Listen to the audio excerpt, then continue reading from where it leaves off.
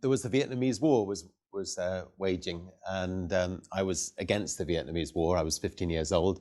I decided to start a magazine to campaign against it. It's called Student, and it became the sort of the national magazine for young people. The magazine didn't make much money, but it got a big circulation. About 100,000 young people bought the magazine. And one day I took an advert in the magazine, Virgin Records, 10 to 60% off any album on any label, and listed the kinds of records we liked, things like Frank Zappa rather than Andy Williams. And so it became very much the rock and roll mail order company. And then we started signing our own bands that we couldn't get other record companies to release. We released ourselves.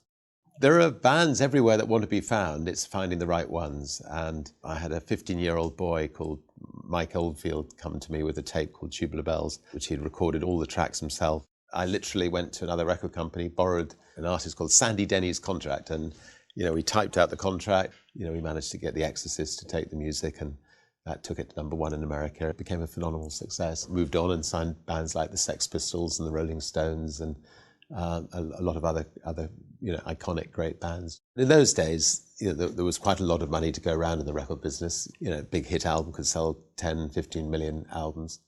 We went into the airline business because I had record companies all over the world, and I was traveling a lot on other people's airlines. And there was one time I took a flight from Puerto Rico to the Virgin Islands, and I got bumped by American Airlines, and chartered a plane, and I came out with a blackboard, and for fun I wrote Virgin Airlines, $29, to the Virgin Islands, walked around all the people who'd been bumped. I filled up my plane, and then as I was landing, somebody said to me, sharpen up the service a bit and you could go into the airline business.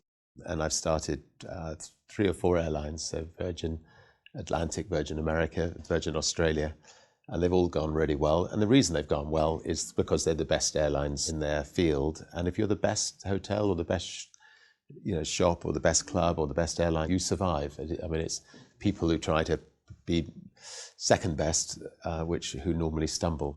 The key to our success is to offer people much more than they'd expect. So we offer a much better than first class product for our upper class passengers, but we charge a business class fare. We offer a class above what people would expect. We do lots of nice little things which surprise people. Just little things like, we give people an ice cream when they're watching a movie, or popcorn, or we have a limousine to and from the plane for our business class passengers. And we put seat back videos in our planes 6 years before anybody else did. We're smaller, we're more nimble.